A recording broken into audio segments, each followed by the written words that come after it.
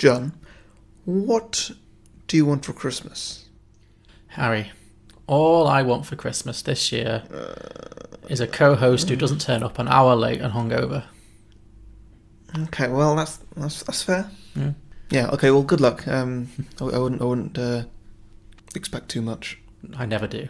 Good. Some films are fine just the way they are. Other films sometimes take it way too far. But really, how bad could it get? Let's go beyond the box set.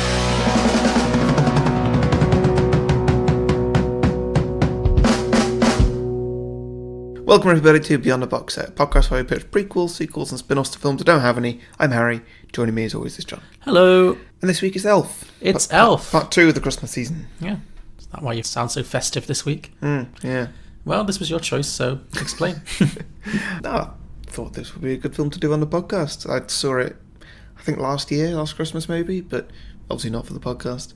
And normally, I really don't like Will Ferrell movies. Okay. But for some reason, I really enjoyed this one. Okay. I don't know why. I also don't know what it is that I don't like about Will Ferrell, or what movies of his that I've seen. Well, that's what I was going to ask you. What have you seen him in apart from this? Blades of Glory? Mm-hmm. And did you like that? No. Okay. Talladega Nights, is that him or something? Yeah. Okay. I think that's it. Oh, Anchorman. I've not seen Anchorman. Okay, fine. Well, we'll never do it on here because he got a disappointing sequel a couple of years ago. Oh, good. Yeah, so, Elf, I guess. Yeah, fair enough. It's Christmassy. I know it's very popular. It is very popular, yeah. It's nice to do a popular film every now and then. Mm-hmm. What do you think of this film? Same Hey, you're going to have to lead most of the conversations in this podcast. All right, fine. What else is new? Yeah. Do you want me to slap you or something? No. Snap out of it. No. No, okay. The look you're giving me right now. So. I'm always tempted to slap you just to see what would happen, but I don't think it would end. Punch you. Yeah, I know you would. I don't doubt it for a second. I had a dream last night I punched you. Really? Yeah. Don't know why. What did I do wrong? I hadn't meant it. No. it's just what our relationship is now. No, I'm kind of in the same boat. Like, I don't dislike Will Ferrell, but for somebody as famous as he is, he's not really been in that much that's memorable, I don't think. I guess, yeah. Do you know what I mean? Well, I kind of disagree, because things like this and Anchorman, they're very well known and quite memorable roles. Like, I'm guessing with Anchorman. Oh, no, they are, absolutely. But he only does Will Ferrell movies. That might be it, yeah. Maybe I don't see a lot of Will Ferrell movies, because I've seen Anchorman. It's okay, it's funny. I think I like Will Ferrell more as a supporting actor than as a leading actor.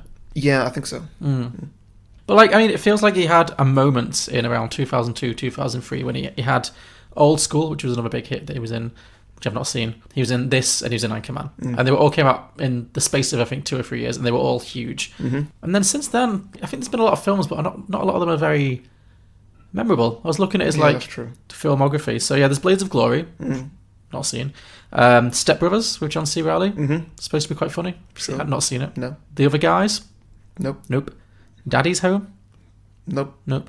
I saw him in like a dramatic film called Stranger Than Fiction with Emma Thompson. That was okay, but that wasn't really a typical Will Ferrell film. Well, maybe that proves that he doesn't just do Will Ferrell movies. Because I was going to compare him to Jim Carrey, who clearly doesn't do just Jim Carrey movies. Sure. However, there is very much a Jim Carrey movie. Yeah, exactly, yeah. I also enjoyed this movie. I thought it was a lot of fun. And I think he's the reason it is a fun movie. I was watching this and I was thinking, oh, you're really funny in this. Because I don't think it's the most brilliantly written film in the world. I think it's pretty connect the dots. But he gets a lot of opportunities to be funny. And he does a lot of really good physical comedy in it.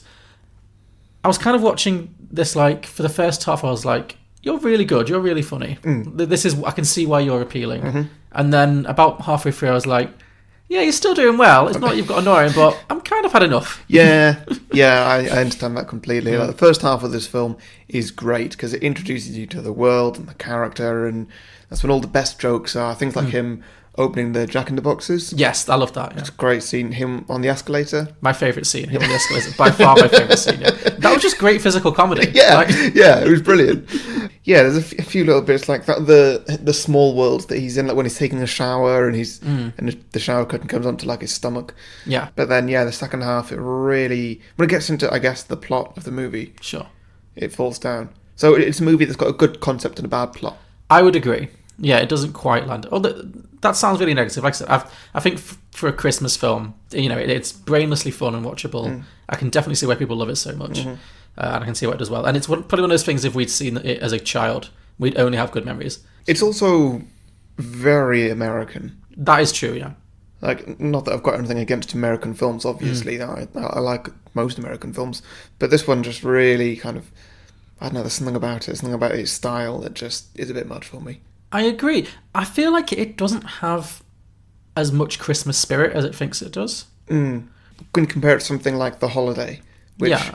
I don't know if that's an American movie, but obviously half of it is very American. Sure.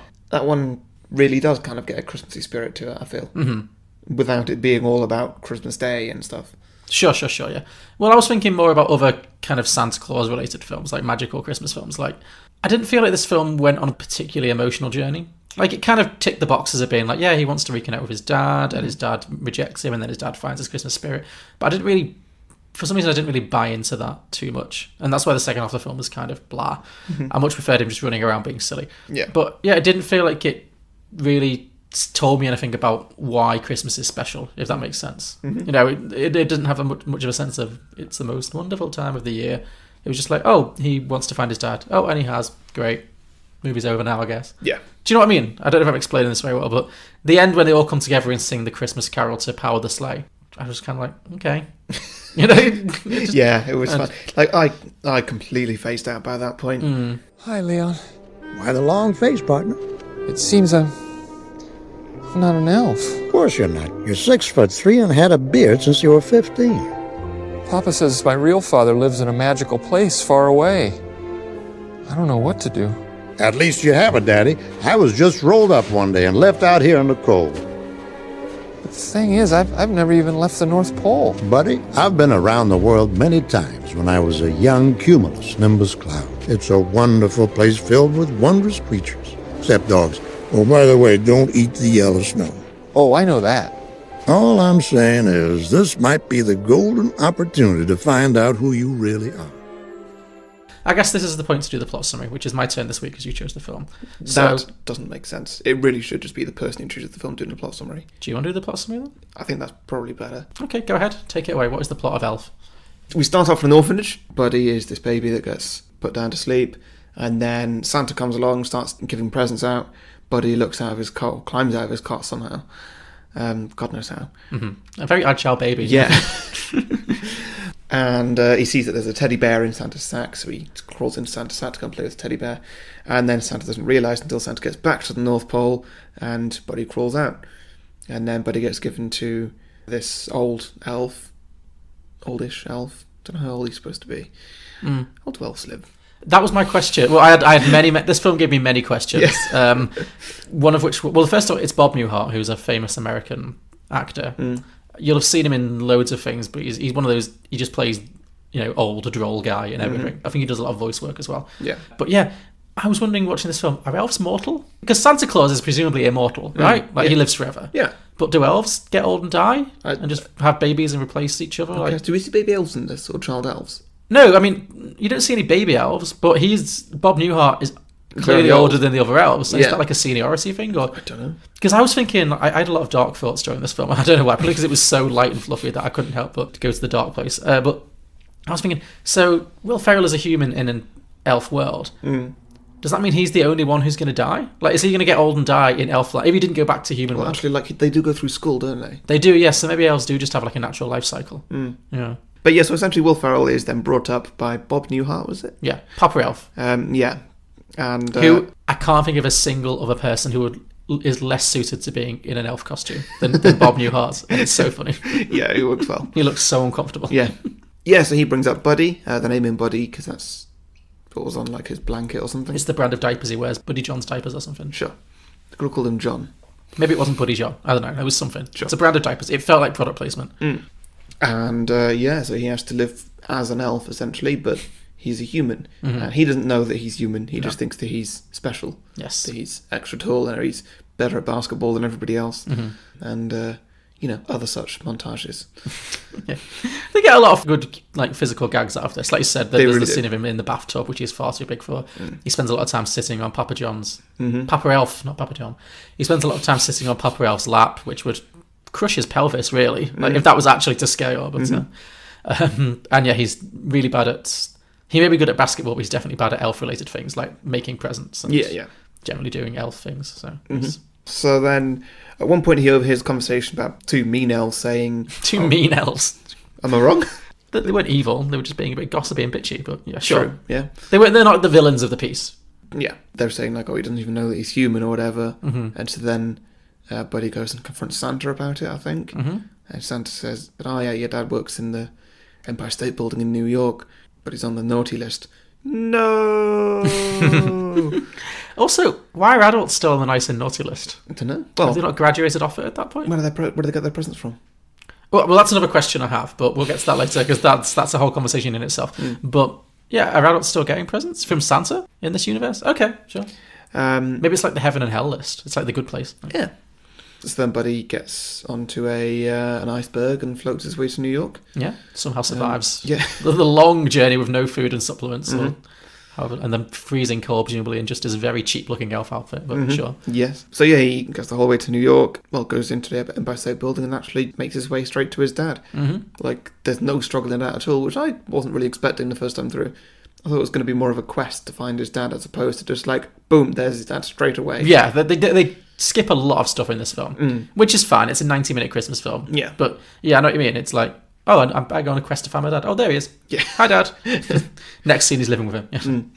Yeah, so his dad initially rejects him, just this is ridiculous. He thinks he's, Just a crazy person? No, as in somebody who's supposed to come in and sing him a Christmas Oh, song. an elfagram, yeah. Yeah. The person who gets sent to sing to people. Okay. It's more popular in America than here. Yeah. You can hire people to sing. Yes, and so he gets rejected and gets sent out of the building, but then he walks into a Christmas shop, which is a retail store, explores around there a little bit, and then somebody sees him in the elf costume and just hey, you're supposed to be on the 4th floor or something, and that's the main Christmas section of Santa's grotto or something. And he's like, Santa? Don't know why he gets so excited about Santa. He spent his whole life with Santa. Yeah, it's weird. Well, I guess how long was he on the iceberg, really? Maybe it was months. Maybe It's been a long time since he's seen Santa, yeah. Yeah, there he meets Zoe Deschanel, who is just working at the shop, but is also wearing some kind of elf costume, essentially. She's working as an elf, I guess. Yeah. Yeah, then turns out Santa is not the real Santa, but... Santa's coming tomorrow, isn't he? And then that's when Buddy stays there the whole night and redecorates the whole building. Yes, because the store manager, or at least the department manager, mistakes him for a guy who's presumably actually working there as an elf. Yeah. What happens to that guy? Well, the guy who he thought he was. Yeah. There was no guy. It was just there's another person dressed as an elf. I guess that there's been an extra person, a member of staff put on, or whatever. That's not a very attentive boss. No, it's not. And at the end of the day, when just good, tomorrow's gonna be a great day, good teamwork, guys, great team. Yeah. And it's just the guy who's saying that, Zoe Deschanel and Buddy. Yeah. It's great team. You've not met one of these people before. Yeah, if you don't recognise 1/3 of your entire literally workforce. don't know his name. Yeah. Just some weirdo who's walked in off the streets is now just getting free reign to stay overnight. And I'm sure he did get permission to stay overnight, but still. Yeah, he stays over and he decorates the whole place, and then Santa comes tomorrow, and it's not real Santa, obviously. A fight ensues, which is... The Santa guy gets very violent very quickly. He does, yeah. Apparently they could only film that in one take because they destroyed so much stuff in the store that they couldn't do it again. Wow. Yeah, so it's one or out. And they also had to shoot the kids' reaction shots separately because it was so violent that it was dangerous to have the kids on set. So great. So that happened, and then Buddy gets... Does he leave, or what happens? Well, I'm pretty sure he's fired. Yeah, no, he gets sent to jail. Oh yeah, he gets jailed and he gets a restraining order. Yeah. Yes, and so, which he thinks is a present. Yeah, and so he gets his one phone call. He phones his dad, and his dad comes and bails him out, takes him to the doctors or something. And Jon Favreau gives him a DNA test. Yes, which turns out to be true and quite instant. Which obviously DNA tests are pretty much instant. Yeah, one of those fancy Insta DNA tests. Yeah. Yeah, so he is actually his son or whatever. So he gets taken home where they meet the missus. I don't know what her name is. Well, the actress is Mary Steenburgen. Cool. What do I know her from? She's in loads of things. I'm thinking of things you have seen. She's in Orange is the New Black. She is the mum of Pornstache, the one who adopts Dyer's baby. That might be it. Yeah, she's one of those actresses again. Like Bob Newhart. You've seen her in loads of things. Yeah. Well, she accepts the situation very quickly. Very quickly. Yeah, instantly. Yeah, she is. I mean, she has no character in this film. No. She is in this film as supportive wife. Yes. Like, she has literally That's no all personality it is. and no agency in this film whatsoever. That's pretty much as far as I got. Oh, I mean, I watched it. Yeah. Like, so then it's Christmas or something, and then Santa's trying to deliver all the presents, but the engine's not working properly and doesn't have enough belief. So The Santa sleigh can't runs go. on Christmas spirit, Yeah. mixed with a high-powered rocket, Yes. which is not working. Yeah. So that's not working so well. Buddy has to save the day. There's something about Central Park. And then Zoe Deschanel sings a Christmas carol and then has a baby or something. Pretty much, yes. Yeah? Well, you've made a strong case for switching the plot summaries around. Because you nailed that one. Oh, yeah, that was pretty good. What the interesting bits? You got mostly there, yeah. Okay. Are you enjoying the view? You are very good at decorating that tree. Why are you messing with me? Did Crumpet put you up to this? I'm not messing with you. It's just nice to meet another human who shares my affinity for elf culture. I'm just trying to get through the holidays. Get through? Christmas is the greatest day in the whole wide world! Please stop talking to me. Uh-oh. Sounds like someone needs to sing a Christmas carol. Go away.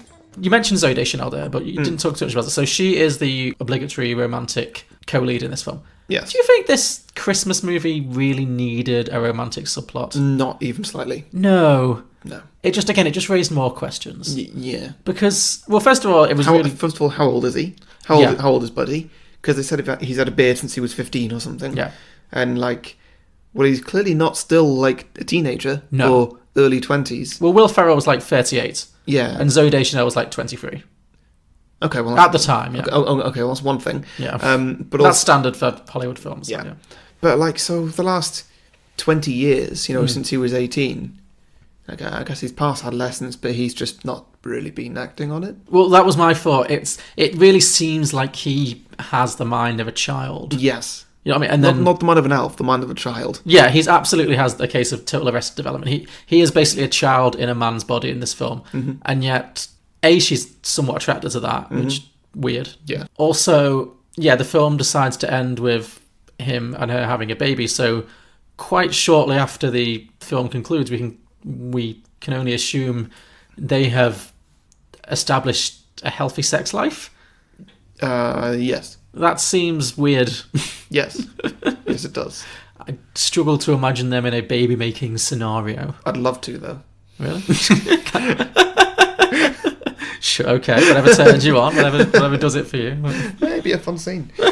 I mean, yeah, it's part of me would have liked the sex, like in Big handled that quite well. I mean, that was in a different kind of way, but actually not entirely dissimilar. But this film really just kind of like, I don't know, glazed over that whole thing. Yes, it did. But why have it at all? I don't think this film needed him to have a romantic. And I think it took time away from the father-son relationship, which is what the film is about, but which is also not very interesting because you don't really get a lot of time with it. Yeah. Yeah, I agree with that. What do you think of her hair? Zoe Deschanel's hair? Yeah. It's weird to see her as a blonde. Yes, she's never been blonde before No. or since. Yeah. Yeah, it looked weird. I don't Yeah. know. It was distracting. Yeah, I wasn't a fan. I mean, again, she didn't really have anything to do. Like, she had more to do than the old man's wife, but really all she had to do was be his love interest. But like Zoe Deschanel, she's good at playing quirky, offbeat characters. That's her whole thing. Yeah. So why not make her a little bit of an oddball, a little bit of an outsider as well? So maybe that's why they're drawn together, because neither of them are quite, But instead she's just like, oh, I'm just a girl who likes to sing. That's it. Like, this film really underserves her in particular. Would you say this is the Love Actually of this year? I don't think there's anything like actively sexist or horrible in the way that I find a lot of Love Actually genuinely offensive. It's just kind of thoughtless and it's not very ambitious. It doesn't really aim to be... Okay, actually, the main thing for me is that this film is a one-man show. Yes. It is 100% the Will Ferrell show. Yes. And nobody else gets to be remotely entertaining, particularly. What's his face? Pat Ferrell does a little bit. He's only in like 2 scenes, but he's somewhat funny. Yeah. But yeah, everybody else is just there to serve the plot. Yes, Like, entirely. and I think that's why by the end of the film I was kind of bored of Will Ferrell, because I was like, you're kind of just the only thing this film has to offer, and I've seen all your tricks now. Like, so yeah, because I felt like the dad as well. Like he didn't really get to.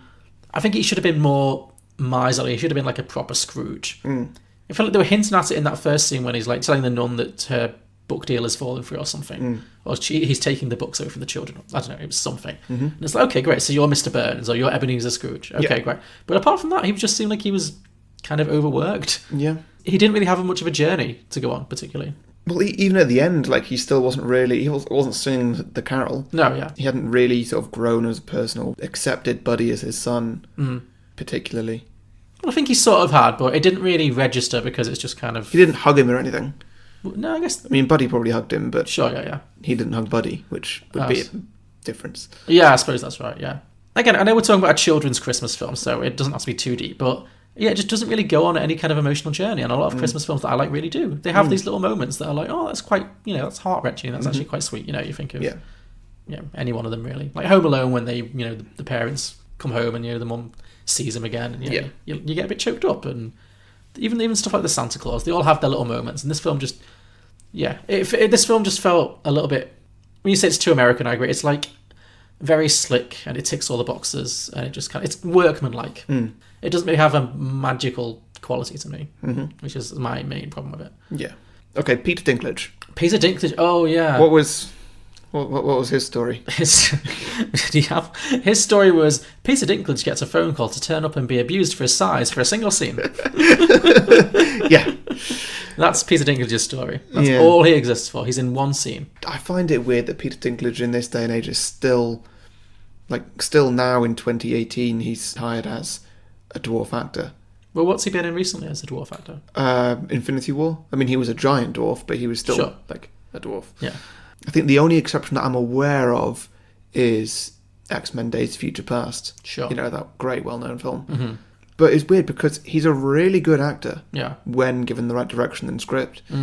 I mean, as soon as he comes on, and because I'd forgotten he's in it, and I was like, oh, Peter Dinklage, fun. And then Will Ferrell walks into the room. I was like, oh god, oh god, I know what's going to happen. Oh god, and then it happened, and it was kind of funny, but it was also like, oh god, this is really low hanging fruit, guys. Like, come on. Like, I don't know.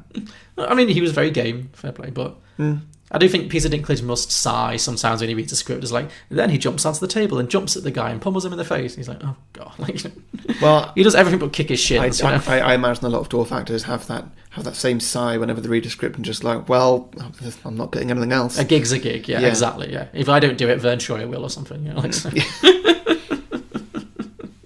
Start with the cover. Picture this. You got, Dad! I'm in love, and I don't care who knows it! Buddy, not now. Can you please go back to the pit? I'll come visit you in a little while, okay? I didn't know you had elves working here. boy, you're hilarious, my friend. He doesn't, get back to the story, please. So, on the cover above the title. Does Santa know that you left the workshop? We're all laughing our heads off. Did you have to borrow a reindeer to get down here? Buddy. I was very excited, actually, when I was going to say spotted, but it's more like heard Princess Carolyn from BoJack Horseman, Amy Sedaris, was playing the receptionist. Oh, was she? Yeah. And weirdly, her first line of dialogue is about kittens. Because she's on the phone having a really bizarre conversation where she says something like, yes, I suppose I can declaw your kittens. No, I won't charge you. It's like, all right. And she's got that really... I guess that's how she got the gig of BoJack Horseman. Maybe it's like a meta thing, yeah. Must be. Well, she's a well-known comic actress, and this was a long time before BoJack. I was like, I just really wanted her to say a tongue twister. Just, come on. Say something about Courtney Portnoy. Yeah. Come on. But yeah, she didn't really get anything else to do, but I was excited to see and hear her. Mm-hmm. Oh, I don't know, Connie. I've never declawed kittens before. How many? 8? I don't know if I'm going to have time. Well, all right. Just bring them by the camper this week and I'll see what I can do. I'm not going to charge you. Just bring them by and I'll see what I can do.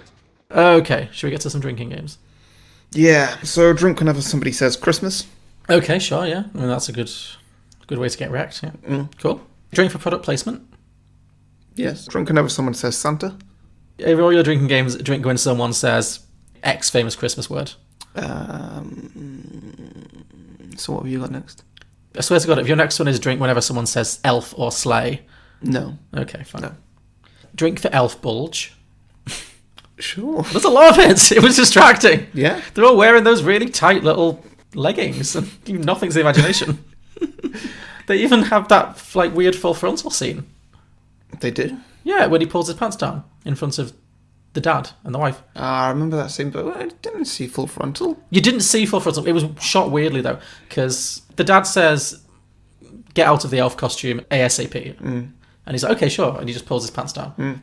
You'd think they'd shoot it from behind, so you'd see like a bit of bum. And you can then infer that then she walks in and sees his cock, and it's like, she screams. It's like, oh, how very funny, male genitalia. Yep. How inappropriate. But they don't do that. They shoot from the front. You don't see his cock. But it's weird that you don't see his cock because he pulls his pants down on camera, and I spent a lot of time pausing it. Of course you did. Not because I've got like a deep desire to see Will Ferrell's penis. He doesn't really do it for me, to be honest. But I was just confused because I was like, "What's down there?" It looked weird. I presume he was wearing like a modesty thing, like flesh-coloured underwear. But it looked weird. It looked like he had no penis. Oh, it really did. If you watch it back, look out for it. Cool. I won't.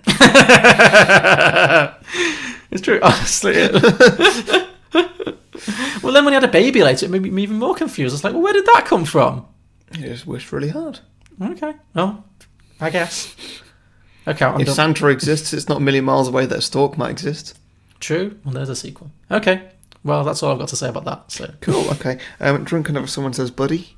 I knew it. I knew it. You've made no effort this week at all. So angry. If it helps, I just made that one up on the fly. Okay, good. Improv. Do you have an actual? Oh, yeah, I do. Drunk whenever something is the wrong size. Okay, sure, yeah. Size humour. Love that. Mm-hmm. Yeah, they had some good forced perspective.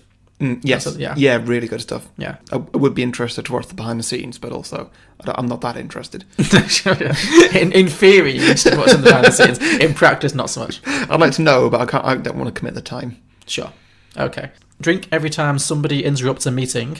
Yes. Those security guards got more and more lax as the film went along. Yeah, they did. Like at the beginning of the film, they're kind of quite on it. He comes in the first time, they call security, he gets escorted out forcibly. And the second time he comes back in, he doesn't even get up to the office. They just like take him away. After that, people are interrupting every single meeting that takes place in the office. His 10-year-old son. Yeah, it just walks in. Like nobody's stopping him in the middle of like the most important meeting, apparently, of the season. It's the make or break meeting for the dad, and the son just strolls in his ridiculous oversized hoodie. Cool. So, any more drinking games? Drink for references to other Christmas films, such as? Well, the stop motion animation is a reference to Rudolph the Red-Nosed Reindeer. Also, there's the weird bit. Again, considering this is a kids' film, there's the weird bit when Sir James Caan tells him to get out of his life and to go away after he insults Peter Dinklage, and he runs away. And there's a scene where he's stood on the bridge, and it's like obviously a reference to It's a Wonderful Life. Yes. I was like, is this elf child going to attempt suicide in this film for children? Seemed like a weird reference to make, but then he didn't. He just spots Santa Claus's sleigh, and then that's it. Like, okay, so I guess it was just like a visual nod. Yeah, well, that was close. Yeah. Was he considering suicide if Santa hadn't shown up? I don't know, maybe he wanted the Christmas angel or whatever it is to say, like, well, this is what would happen if you did. No. Okay, I'm done.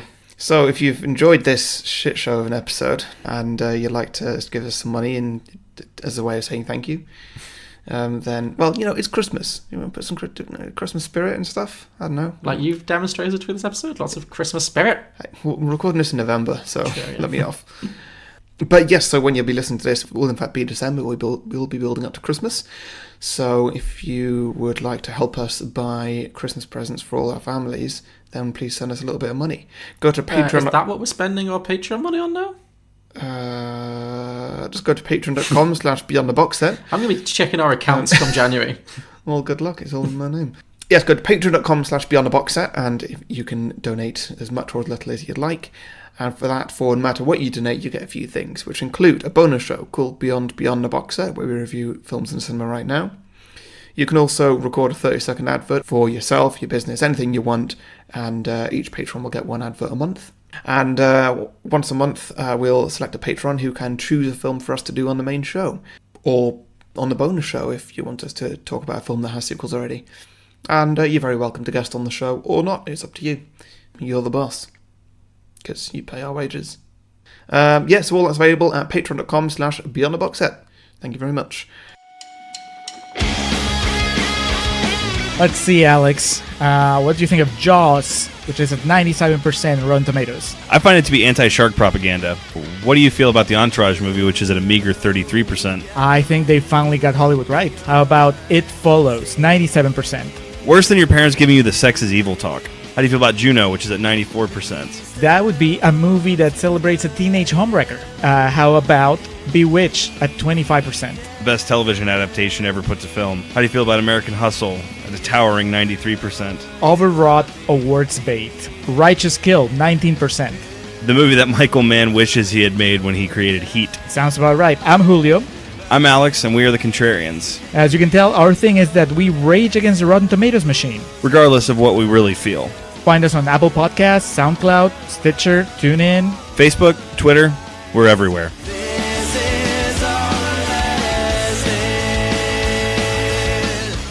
Sequels. Yeah. You. This is ludicrous. Yes, I'll go first this week. Are you sitting comfortably? I have been all episode. Good. Are you fully committed to hearing this bit of creative storytelling genius that I'm going to impart on you right now? I can confirm that I'm committed as I can be. Okay, good. Well, then I'll begin. Great. So, my sequel... Sorry. King of comedy. King of comedy. So, yes, my sequel. It opens once again with a narration from Papa Elf, the Bob Newhart character. He's explaining that this is not a story about Buddy. This time, he's going to tell the story of another one of his relatives. Jim Carrey. No. Okay. Robert Downey Jr. No. Meryl Streep. Stop naming actors. Me. No, it's not you either, sorry. Good. I don't want to be in the sequel. So this is the story of Harry. This could be you, actually, but I decided to cast your nearest acting equivalent. Your closest celebrity equivalent, actually. Matthew Perry? No. The Rock? Oh, it's amazing how you see yourself. Go on. Okay, fine. So, Papa Elf explains that this is not a story about Buddy. This time he's going to tell the story about... Danny DeVito? Yes! Really? Yeah. All right, great. Cool. I mean, I was more going for joke things of, like, who could play me. But, yeah, exactly, yeah. But no, you actually... Great. I actually did, yeah. I mean, I didn't actually write this with you in mind. But it does fit, obviously, quite well. So, cool. Yeah. Do carry on. I will, yeah. This time he's going to tell the story... Look, you asked for it. Yeah. No point giving me puppy dog eyes now. Yeah. He's going to tell the story of another one of his relatives, his long-lost brother, Frank.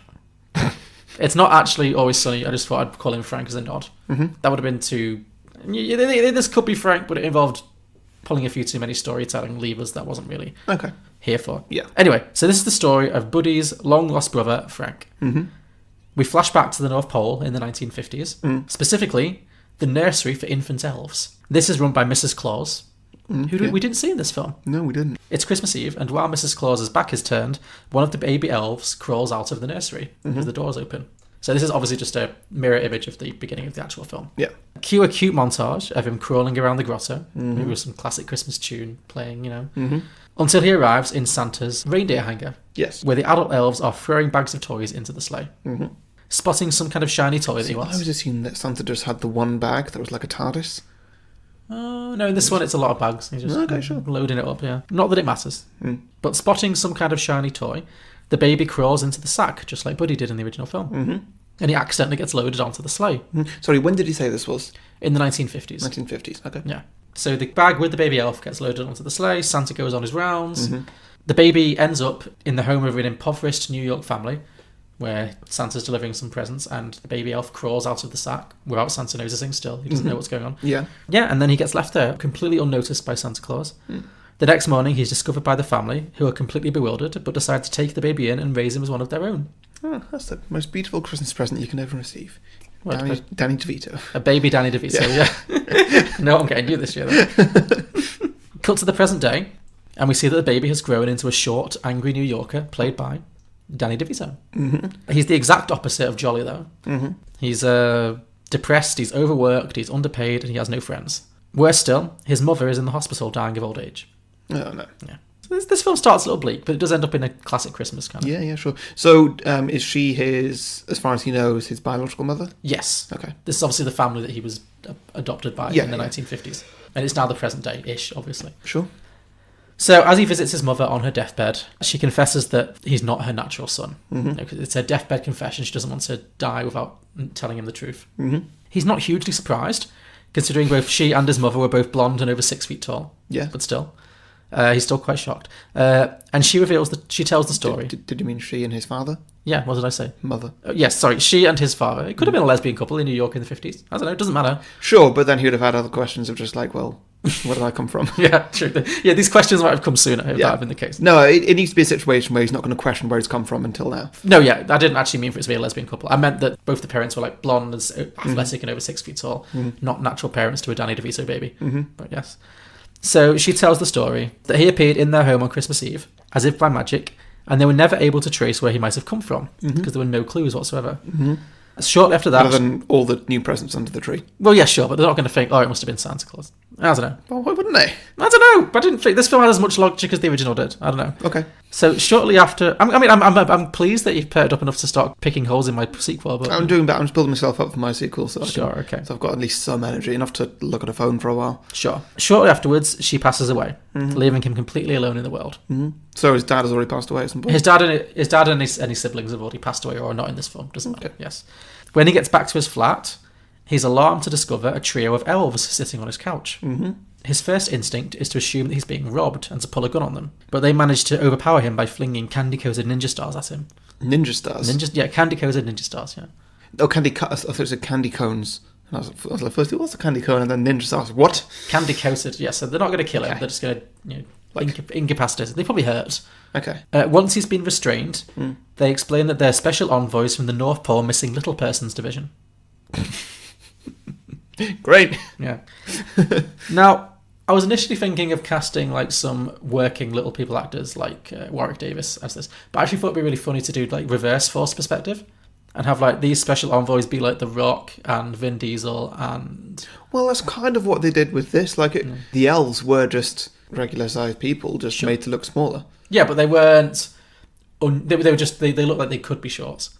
I want to cast like real like beefcakes. Yeah, okay, sure. Yeah, maybe it's going to be The Rock, Vin Diesel and Chris Hemsworth or something. Ooh, I think you're missing an opportunity there to cast somebody like Tom Cruise. Okay. Someone who actually uses his real height for once or something. Oh, okay, yeah, I like that. That's good. The Rock, Vin Diesel and Tom Cruise? Just use Force perspective on two? Yeah. I think get rid of Vin Diesel, because I don't think his height is actually that big anyway. Wesley Snipes or something? Sure. Get Wesley Snipes in there. Yeah. Yeah.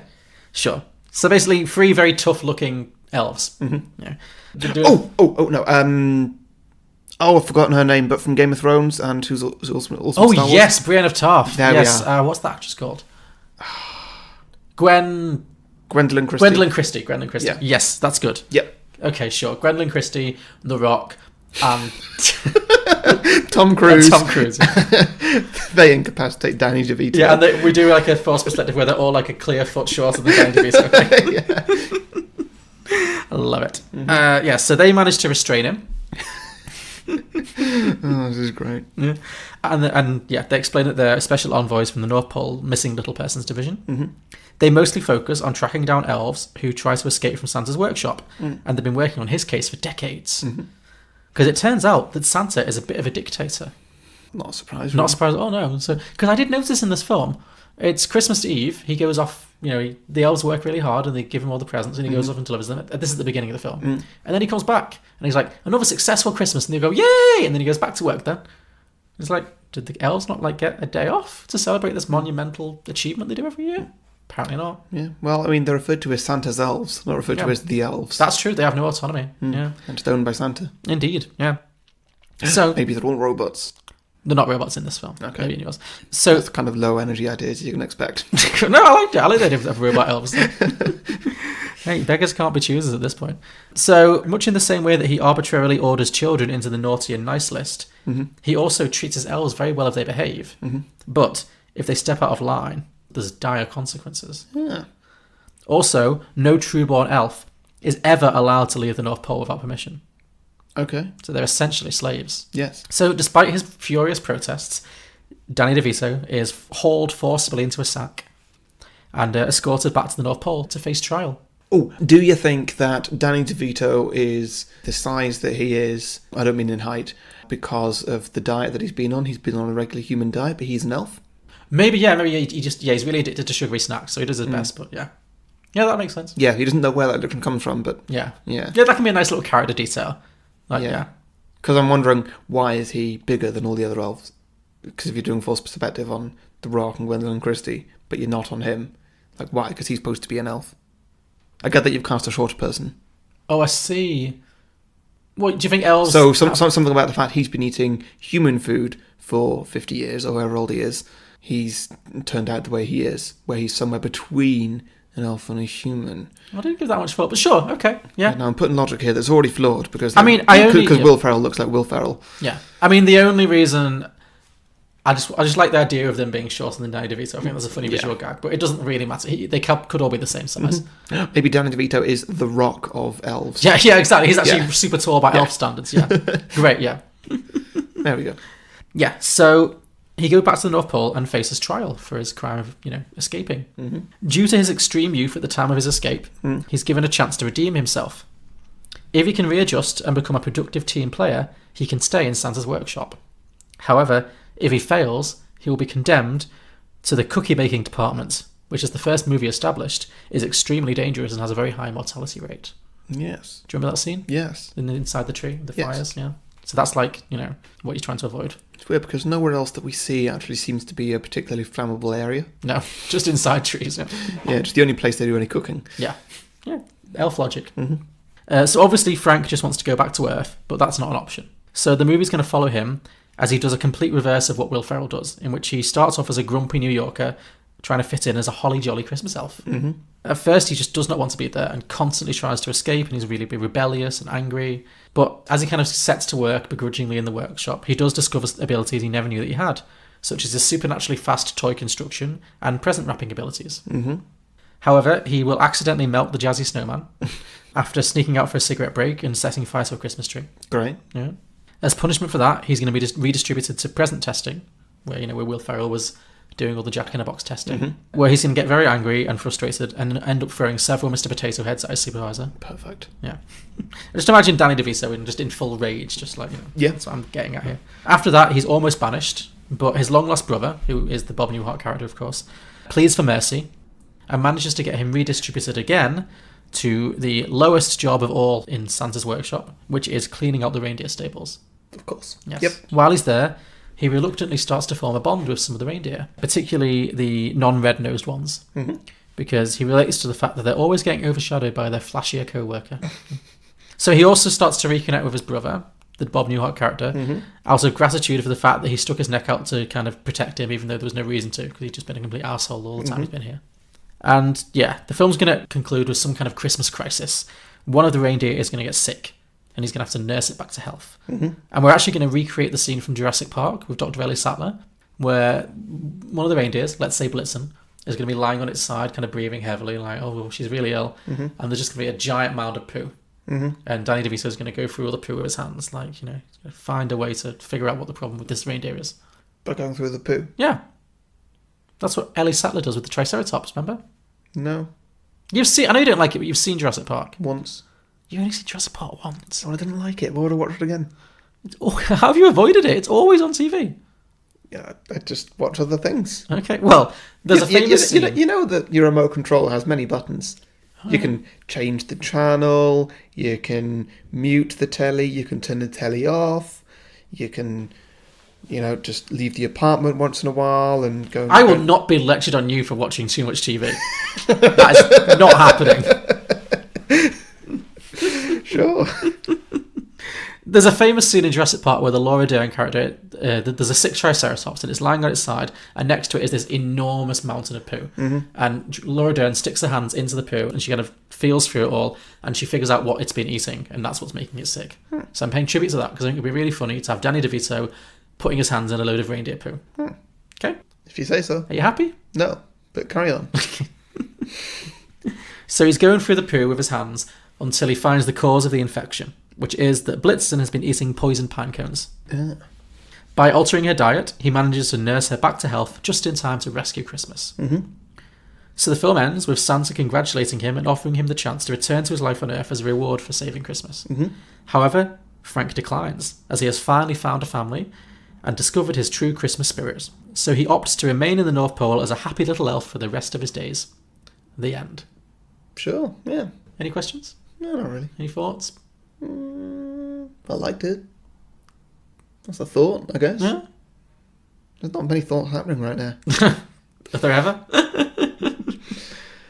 Right, on to you then. Alright, okay, so mine, I was determined to have a title with the 2 in one of the words. Oh, okay, sure. So I've called it The 12 Days of Christmas, as in 2 elf. Oh, The 2 Elf Days of Christmas. Okay, I like it, sure. So Buddy is now, this is a sequel, Sure. Buddy is now living a normal life in New York, living with Zoe Deschanel, who works in the same Christmas store, while Buddy stays at home and looks after their kid, who is now like 3 or 4 or something, I don't know, or the age that a kid can be good fun on screen. Sure, a toddler, yeah. Now one day, there was a knock at the door. Buddy runs to the door shouting, "Coming!" He opens the door and says, "Hello, nice to..." But there's nobody there. He looks down and it's Papa Elf. Oh, okay. So it's one of those jokes where the door opens and there's nobody there, but it's just somebody... A short person. Yeah. Papa Elf is there, okay. Yes. That is his name, right? Yes. Good. Papa! Then Buddy reaches down and gives him a big hug. I'm reading it like I'm reading to a child. This is great. No, please do. It's great to see you as always, Buddy, but we really need to talk. What is it? How's Santa? How's everybody? Do they know it's Christmas Day tomorrow? Yes, we know it's Christmas tomorrow. That's why I'm here. Oh, what am I getting this year? What's Buddy Jr. getting this year? Buddy, Santa has been kidnapped. He's gone for a kid's nap? Well, it's Christmas tomorrow. He needs his energy. No, Buddy, he's been stolen away from us by the Easter Bunny. The Easter Bunny has stolen Santa. The Easter Bunny. Is this like a Nightmare Before Christmas kind of vibe, where the Easter Bunny's trying to I've not seen that. Okay. Carry.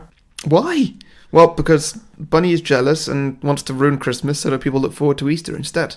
Okay, not quite as the same as Nightmare Before Christmas. I've not seen it, so I can't copy it. Fine. But Easter's boring. The Easter Bunny doesn't give presents, only gives chocolate, which, I've got anyway. Buddy, we need you to deliver the presents this year and then go and save Santa. Okay. So that's what the plot of this is going to be. Okay. Now, given that Zoe's still at work, Buddy can't leave Buddy Jr. home alone. He's not that irresponsible. Okay, good. So he decides to take him with him. Oh, okay, it's like a little father-son adventure. Yeah. Now, it's going to be a whole adventure about Buddy and Buddy Jr. travelling the world, delivering all the presents. Okay. In a very short space of time. Now, they're not very good at it, because obviously they've not done it before. Neither of them are Santa. Mm-hmm. Although he is dressed as Santa and has what I've written here is the one sack that's like a TARDIS that's just, got everything in it. Okay, sure. In your version, Santa is a one-sack kind of guy. Mm-hmm. Okay, sure. Well, you can't fit all the presents in the world into one sleigh, so... No, maybe the sleigh is the TARDIS. We're doing it with the sack. Okay, sure. Yes, they're not very good at it. They constantly keep knocking into chimney pots, getting stuck in the chimney, dropping breakable presents, all sorts of shenanigans. Mm-hmm. And also, as they're not very good at it, they are running very behind schedule. Okay. And so daylight starts to catch up with them, and with it, more and more often, the houses they enter have people waking up, until eventually people are actually up, and then they sort of sneak around houses a little bit. So they're causing panic and chaos, and people thinking the houses are being broken into, kind of stuff. Probably, yeah. The last one we see is people are actually stood around a Christmas tree wondering where their presents are. Okay. And then they have to cause some distractions or something, and essentially sneak the presents in without being seen.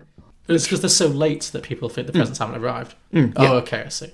So it's daylight on Christmas Day by the time they're finished? Yes. Okay. So yeah, they managed to do that, and they win. It's great. Happily ever after. Good sequel pitch, Harry. Thank you. So they finish all the presents, and then they go back home and strop off Buddy Jr. Okay. Zoe is a bit pissed off, but she understands that they had to do that to save Christmas, and now Buddy needs to go and save Santa. So he's leaving the kid with Zoe Deschanel? Yeah. And going off on his own to save Santa? Yeah, that might be a bit too dangerous. You never know what the Easter Bunny's up to. I mean, you can guess, for sure. What are you saying, John? What does the Easter Bunny do the rest of the time of the year? I don't know. I know, well, you're about to find out. Shag? So, wow, John. It's a bunny! Wow. Super mature.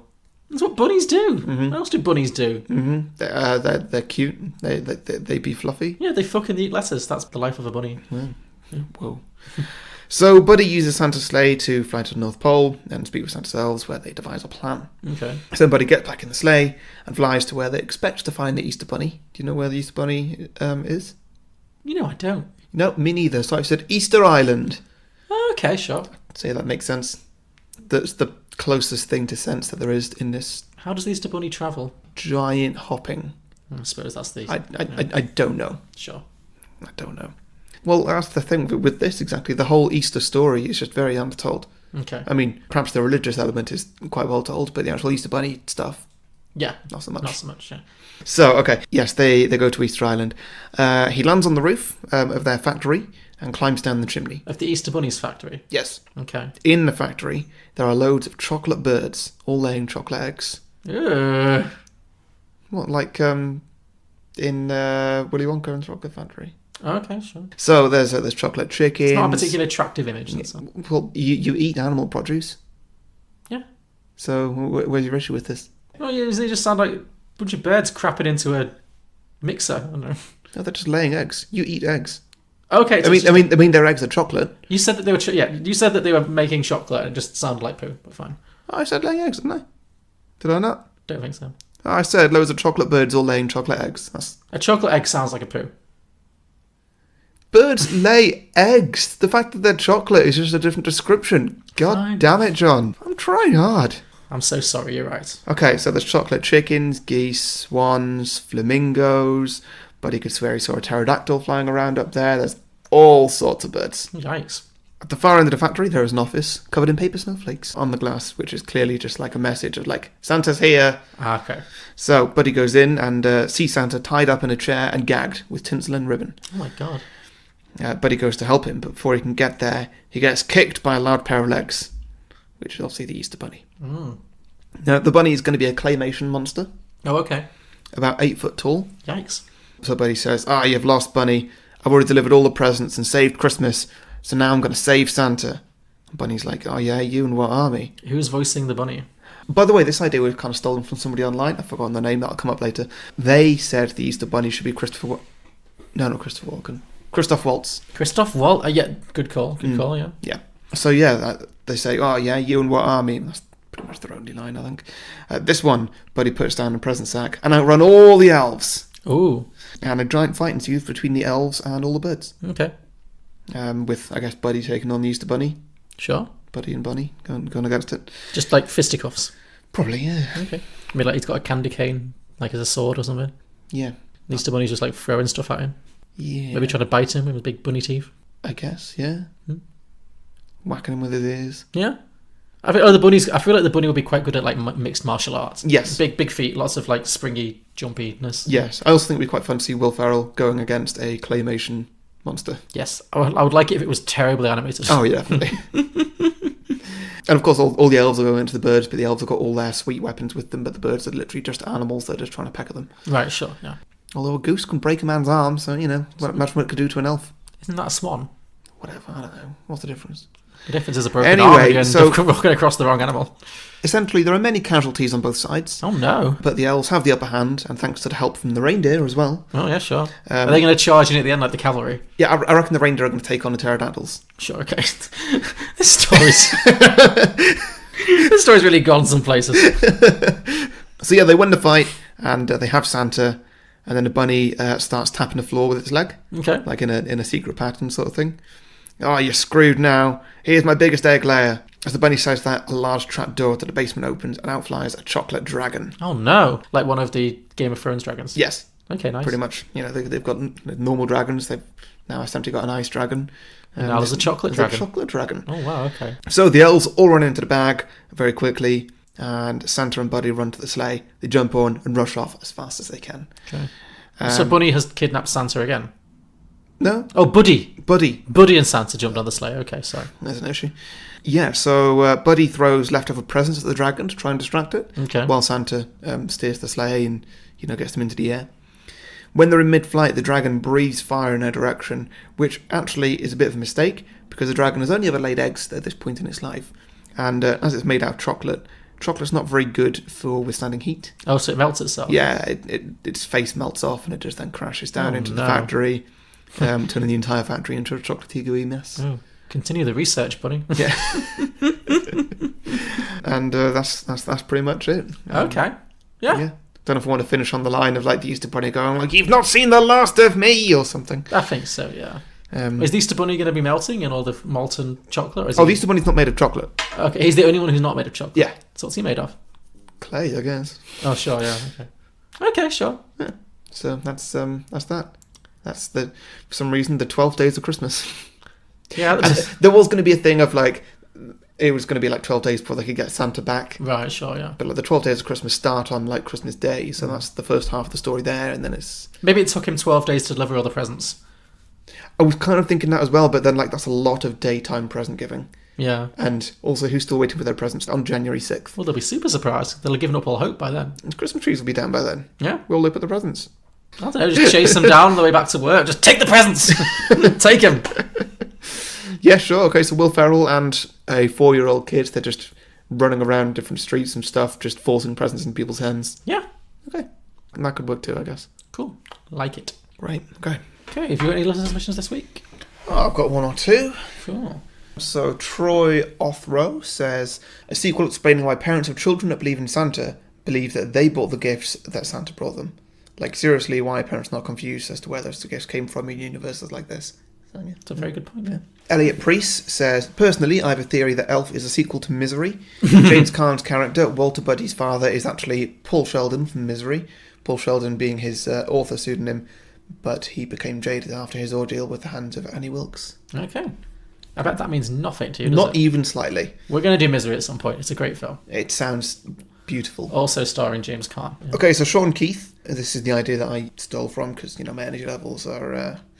so Santa is kidnapped by a jealous/psychotic Easter Bunny, and Buddy has to step up to save the day by either delivering the gifts himself or make it a Christmas action movie where he saves Santa. Obviously, I did both. Yes. Either way, he should use machine guns. Also, get Bruce Willis to cameo as John McClane, and finally, Christoph Waltz as the Easter Bunny. That's all.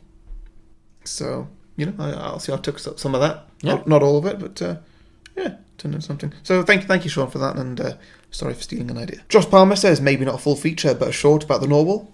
The Narwhal, yeah, sure. Which was also voiced by Jon Favreau. Was it? Yes. Yeah. Benton Colley says Shortland, a prequel starring Will Ferrell playing his character through ages 10 to 15, growing up in the North Pole, and all the struggles it entailed, e.g. bullied by the Triad Elves for being different, not understanding where all the toys went, why Santa didn't like him as much as he grew taller maybe, why he was so good at basketball, eventually understanding the meaning of Christmas, or yada yada. Did he actually write yada yada yada, or did you just run out of No, he wrote yada yada. Okay, sure. Joshua Scar says there's a terrible animated retelling of Elf on Hulu called Elf, Buddy's Musical Christmas, starring Jim Parsons as Buddy. Yeah, I've heard of that, yeah. And now to actually answer the question, I'd like a prequel about a teenage Buddy at the North Pole going on a Hobbit-style adventure with the animated creatures to find a MacGuffin and hilarity ensues. Nice, okay. Yes, I'd like to see more of the animated stuff. I think that's what people are generally saying here. Yeah, the animated stuff was cute and charming, yes. Joel Lemmet says, I'd like a half-hour spin-off of, here we go, of the animated puppets a la Rudolph the Red-Nosed Reindeer. Just funnier and maybe a bit weirder. Hashtag Mr. Narwhal for the win. Cool. Very popular for a one-line character. Yes. Christina Bailey says, spin-off to those elves making cookies in that flammable tree. And she also says, spin-off to that dirt guy who wanted a spa getaway. Mary Catherine Harrington says sequel where Santa is out of commission for whatever reason and Buddy has to become Santa. Sure, yeah. Cool, that's kind of what you did. Yeah, I've done that too. Oh, yeah. And finally, one of our patron supporters, Mark Reed, who was on one of our episodes. Behind the Mask, The Rise of Leslie Vernon. Yeah. Great film. I really enjoyed that. I enjoyed that too. Buddy stumbles upon another Santa Claus, Tim Allen. Oh, of course, yeah. And learns that all along there have been two Santas. The explanation will be that despite magic, it's still very difficult to deliver the gifts for just one man. In this way, his own magical Christmas will be somewhat destroyed because he's been lied to about Santa. His own Santa will explain that no elf has ever known this and no elf can ever know, as it's the elves that are the originators of the Santa magic. Because Buddy isn't technically an elf, he doesn't affect this. Okay. Logic holds up. Yeah. The movie will be about his own learning about the myth of Santa without ruining the Santa part for kids. Whether he should tell his daughter the truth about Santa, he will eventually become very attached to the Tim Allen Santa because this Santa will be happy to have his wife and daughter to live there. So they move to that Santa's grotto, where he fits in better and is then promoted to head elf. Nice. Very nice. So, yes, I guess he switches sides. Okay, cool. In this kind of Santa Claus rivalry. Yeah, so, yeah, that's that. Okay, so I have some as well. Matt Hanley had the inevitable Elf 2. That's it. Oh, right, okay. Sequel. I asked for a pitch for an Elf sequel. He just said Elf 2. Okay. Yeah. Joe Herman said Elf 2. I mean, it's solid. Yeah. The logic is irrefutable. Yeah. Joe Herman said Elf 2 back on the shelf. That's what I wanted to do. Elf on the shelf, yeah. I was trying to think of like words that had ELF in it, and shelf came up, but I couldn't think of what to do with it. We know there's a whole meme, Elf on the shelf. Is it? Yeah. What does it mean? I don't know. It's a thing. What does it mean? We'll get used to it because there's a lot more Elf on the Shelf humour coming in these submissions. So, Joe Herman also... Oh, you'll like this one better, though. Before telling you this one, I'll remind you that the guy who played his biological father was the actor James Caan. Okay? Yep. No, I had that one. Okay, cool. So, Joe Herman's other idea is Elf 2, The Wrath of Khan. Great. And you like that. Nicky Masters said, Elf 2, he dies in this one. Christmas is cancelled. Twisted. Wait, Buddy dies? Buddy dies, yeah. And they cancel Christmas because Buddy dies? Yeah. It feels a bit selfish. Well, yeah, the elves go into mourning, I don't know. Or maybe she's just saying that, like, this beloved Christmas film, Christmas is cancelled because this character dies. Oh, so real life Christmas is cancelled because they made a film with Will Ferrell where Will Ferrell dies. I guess, yeah. Got it. Mm. All right. Okay. Dan Rabinowitz said, it's Hook, but Christmas. Now, you have seen Hook, right? Yeah, I have. Now, let me just think about this. Okay. So, because I think this is good the more you think about it. Buddy is the Robin Williams character. Yes. And is he forgotten about Christmas? He's forgotten about being an elf. Now he's he doesn't believe in Christmas anymore. Yeah, he's become his father. Yes. Oh, and the kids get abducted by Santa? I don't know, who's Buddy's nemesis in this film? He doesn't really have one, does he? No, there isn't the bad guy. Maybe the evil Santa, the fake Santa who he gets into the whole fight with. Oh, Tim Allen. Or Tim Allen from your film. Yeah, crossover. Yeah. Tim Allen. He gets kidnapped by Tim Allen. Great. Okay, so then there's a Santa offhanding. And, yes, he's got to go and rescue his kids or something and believe in Santa again. And maybe if he says, like, I don't believe in Santa, an elf dies. Yeah. Oh, God. Done. Okay, move on. Okay. I like Hook. It's a good film. It's a good film. I would love to do it on this. Could we? I mean, it's kind of a... Yeah. But it's kind of its own thing as well as being a sequel. Nah. No. Hey, if any one of our patrons wants us to do a bonus episode on Hook, hit us up. We would be well up for that. Okay, anyway, moving on. Connor Crehan said, Elf 2, the front lines of the war on Christmas. Sounds like a lot. Okay. Yeah. Krista Pace Martin said, Paul Blart, more elf. Great. Okay, sure. Adam Capitano says, Health. God, guess it's a horror film. Yeah. People are way better than me at this. Nathan Kazoil said, Elves. There are two of them now. The other one's probably John C. Reilly. Also featuring Nicolas Cage as Krampus.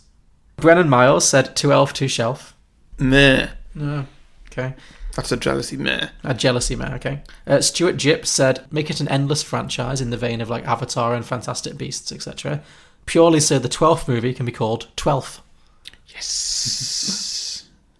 Spencer Kopp said, a prequel in which we follow Buddy's English great-grandfather, who was also raised in the North Pole as an elf. Apparently the destiny and the prophecy of their bloodline or something. When he journeys out into the real world to find his family in England, he is pressed into military service. The year is 1914. Buddy the First brings Christmas cheer to the trenches and brings about the Christmas truce of 1914 before being tragically killed. The name? War Elf. Sure. Bleak, but sure. Yep. Oh, and he has to have sex at some point, for continuity. Yep. Sure. Mike Carey said, Elf versus the Shelf. What is Elf on the Shelf? I don't know. I'm going to Google it. I feel like it needs explaining to me before we carry on. Okay, fine, yeah. Oh, it's a book. The Elf on the Shelf is a beloved Christmas book, apparently, published in 2005. Oh. Well, there we go. Now we know. Dennis Fanning said, Elf 2, the Buddy system. Buddy takes over Christmas when Santa gets ill and vows to make it the most Christmassy Christmas that's ever Christmased. Jake Ben said, Elf 2, Christmas in July. Buddy convinces Santa that he should also deliver presents in July. 2 Christmases a year. What could possibly happen? Fair. Yeah. That's good. I like that one. Yeah. Jed Jong said, Buddy goes on a road trip to Middle-earth to meet his distant cousin Legolas. I mean, they're both tall. Yeah, sure. No, that works. Over to Twitter, Blokebusters, at Blokebusters, said, Elf 2, Kringle goes crazy. After the events of the first film, Santa snaps and murders Buddy. It's effectively an elf snuff movie. Did I mention that I don't like this film? Who was that? That was Paul from Blockbusters, who did in fact last week mention that he doesn't like this film on air. So did he? Yeah. Glad to see you were paying attention. Hey, that was last week. Yeah, true. Daniel Tickner, at OneAussieNerd1, said, after revealing that Christmas spirit can be used as fuel, the government tries to reverse engineer the magic with Santa's help. That's a thinker. Well, you know, because in the film it's like Christmas spirit fuels the... I know, I understand. I'm just sort of thinking like... It could solve everything. It could solve climate change. If you just believe in climate change or something. Don't know, I said climate change. Yeah, but if everyone believed in climate change, that would help. Yes, but then when it went away, it'd be more difficult to believe about climate change. Mm-hmm. So then it would come back, and then you'd be able to believe in it again, so it would go away, and it would just be stuck in this endless loop. Okay, I feel like I've ruined your idea, but carry on. No, well, I'm interested to see the cogs wearing there. Yeah. Sorry. Quiz and Hers said, inside the Elf's studio, in which Will Ferrell and Jon Favreau sit down with James Lipton, who was the host of the American TV show Inside the Actor's Studio, for 90 minutes and clarify every infuriating plot hole in this flaming turd of a film. I'm on your side. Cinema Recall, at cinema_recall. In the sequel, a box from Rare Exports shows up at Buddy's door. Rare Exports, by the way, is a Finnish Christmas horror movie. Ooh. I looked it up. A massive bloodbath happens while Zooey Deschanel sings Christmas favourites. Okay. I'm here for that. Yeah. I'm here for a Finnish Christmas horror movie. If I'd known about that sooner, I would have recommended it. Yes. Next year, doing that. Great. Okay, those are my sequel ideas. Good. So if you have any sequel ideas for Elf, or any films we've done in the past, please let us know. We are Beyond the Box Set. You can find us at beyondtheboxset.com. Our podcast is available on all good podcasting platforms, including iTunes, Stitcher, Spotify, Acast, and Google Play. You can also find us on social media on Facebook, Twitter, and Instagram. Just search Beyond the Box Set or at Beyond the Box Set for Twitter. You can also support us on Patreon. Just go to patreon.com/Beyond the Box Set.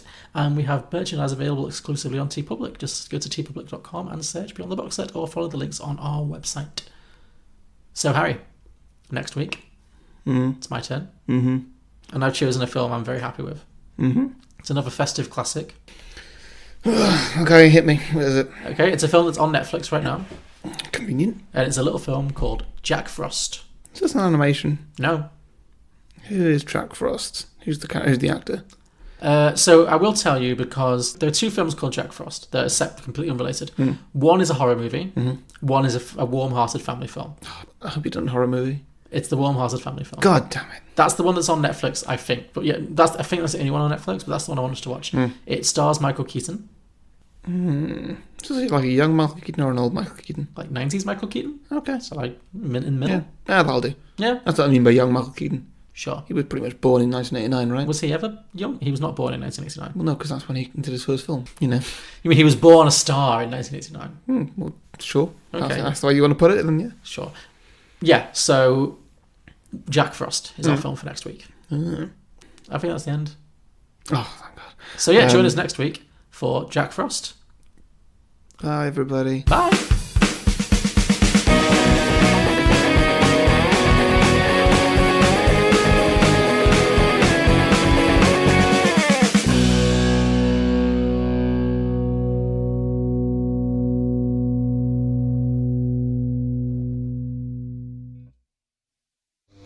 You sit on a throne of lies.